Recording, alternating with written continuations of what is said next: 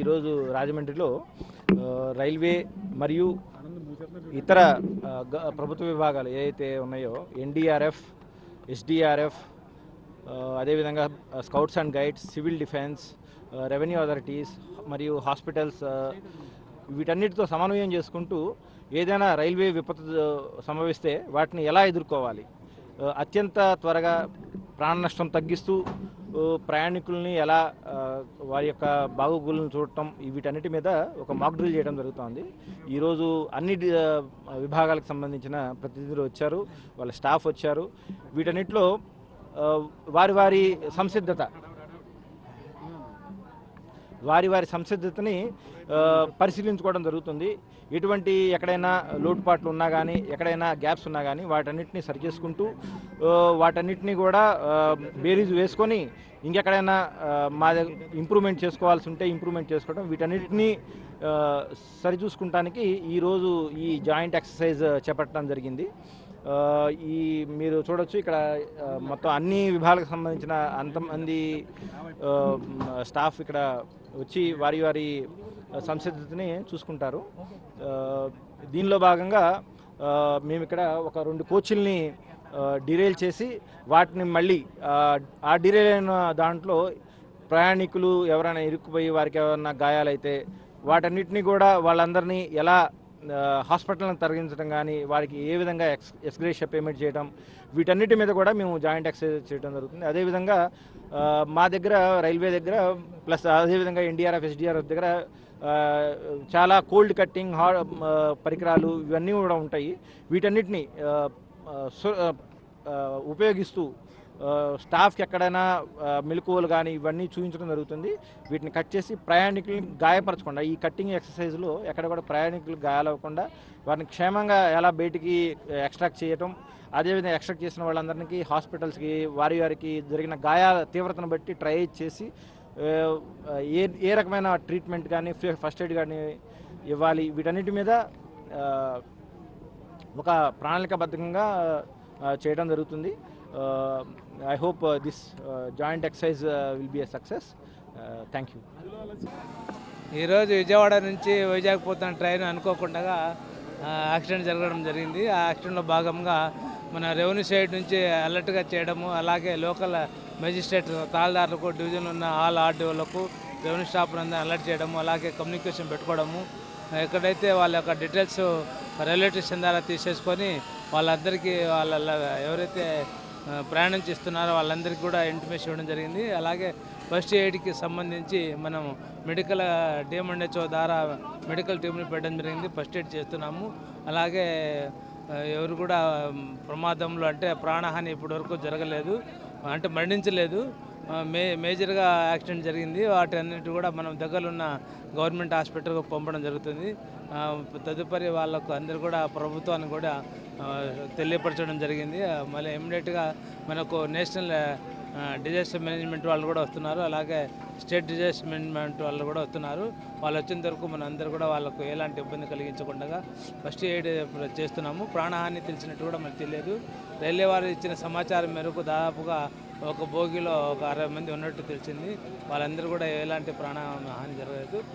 మేజర్గా జరిగింది కాబట్టి వాటి అన్నిటి కూడా మనము చేస్తున్నాము. తదుపరి చర్య కొరకు ఇంకా అందరినీ కూడా మన నేషనల్ డిజాస్టర్ మేనేజ్మెంట్ వాళ్ళను, అలాగే స్టేట్ డిజాస్టర్ వాళ్ళని తీసుకొస్తున్నాము. ఇంకా ఈ కార్యక్రమం మీరు చూస్తున్నారు. ఇంకా తదుపరి ఎలాంటి ఇబ్బంది రాకుండా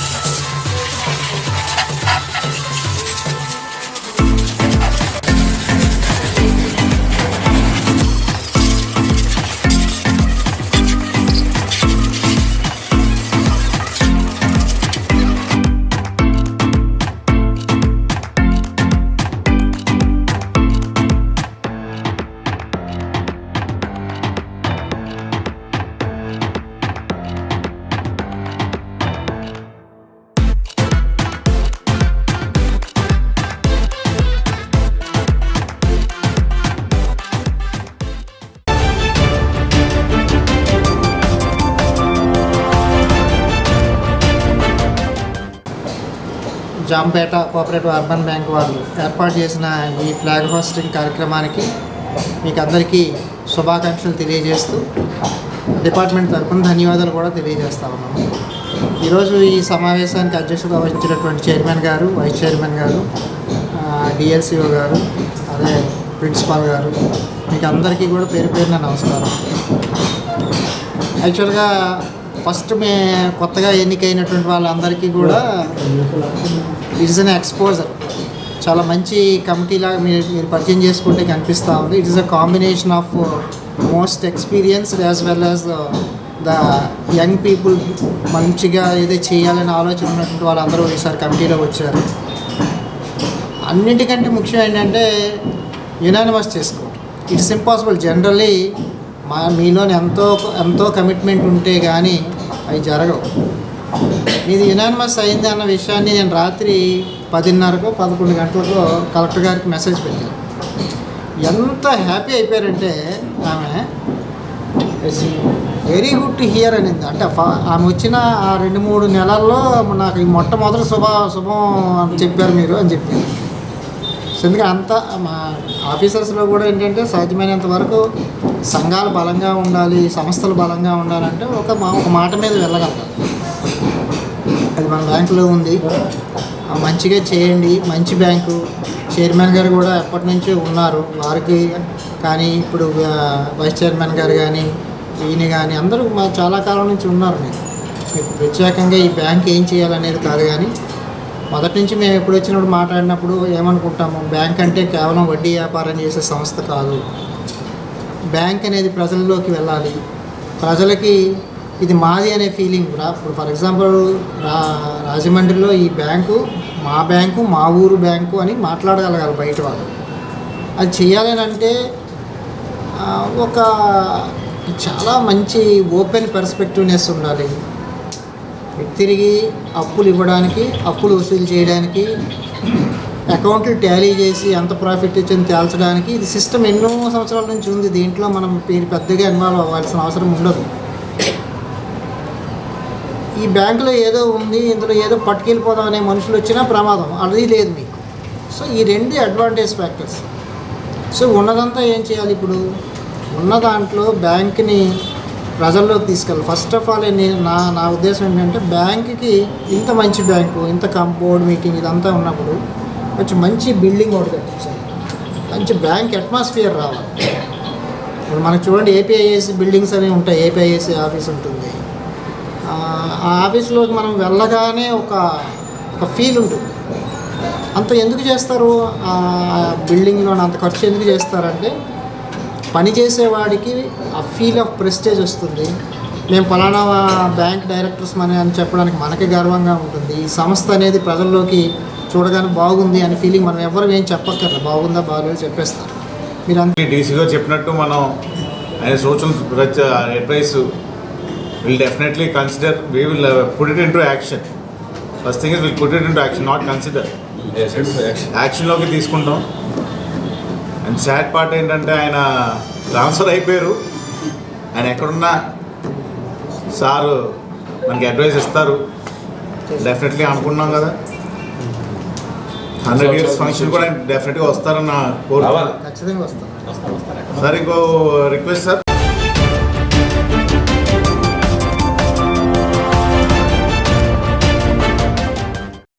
ఇక్కడ చేయాలి కార్యక్రమం అని చెప్పి ఆలోచన చేసి ఈవేళ ఇందిరాగాంధీ యొక్క జయంతి కార్యక్రమాన్ని ఇక్కడ ఏర్పాటు చేయడం జరిగింది.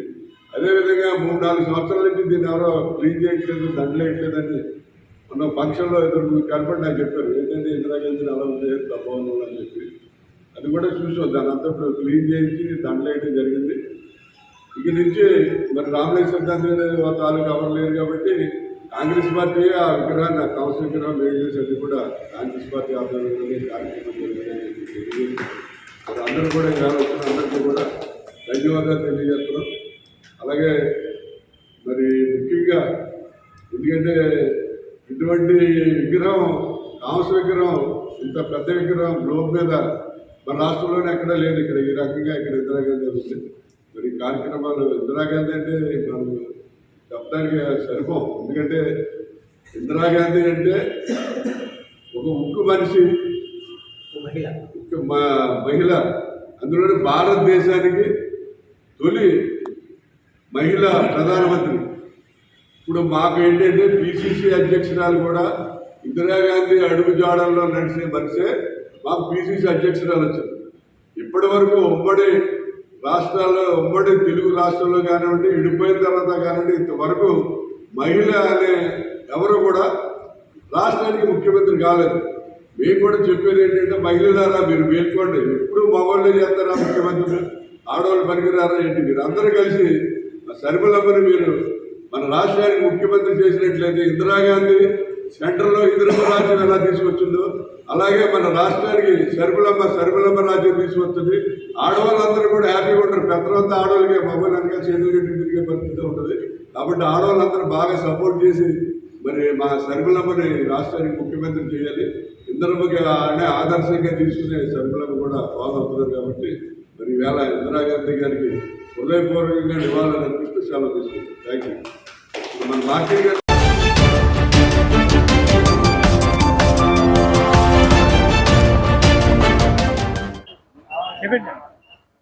రాజమండ్రి నగర పూర్వ ప్రజలకు, భక్తులకు ఈ రోజున 57వ నవరాత్రి వీరబ్రహ్మేంద్ర స్వామి వారి యొక్క మహోత్సవంలో ఎంతో పన్నుల వైకుంఠంగా ప్రారంభమవుతుంది. అలా ఈ యొక్క కార్యక్రమానికి నగరంలో ఉన్నటువంటి పెద్దలందరూ కూడా తమ వంతు సహకారంగా వారు వచ్చి మమ్మల్ని అందరినీ కూడా ఆశీర్వదించి స్వామివారి యొక్క ఆశీస్సులు పొందుతున్నారు. అలాగే ప్రత్యేకంగా నల్లమన్ సందులో ఉన్నటువంటి వర్తక సంఘ సోదరులు, అలాగే మా స్వర్ణకార సంఘ సోదరులు, ద సిల్వర్ మ్యానుఫ్యాక్చరింగ్ యూనియన్ వారు, అలాగే ఇక్కడ ఉన్నటువంటి మరాఠీ సోదరులు, అలాగే బెంగాలీ సోదరులు అందరూ కలిసి ఈ యొక్క కార్యక్రమాలు పాల్గొని దేదీప్యమానంగా జరిపిస్తున్నారు.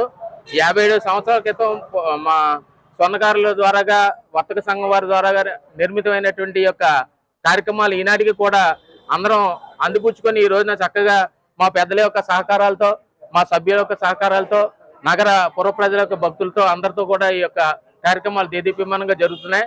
కాబట్టి ప్రతి ఒక్కరు కూడా ఈ నవరాత్రి మహోత్సవంలో పాల్గొని తమ వంతు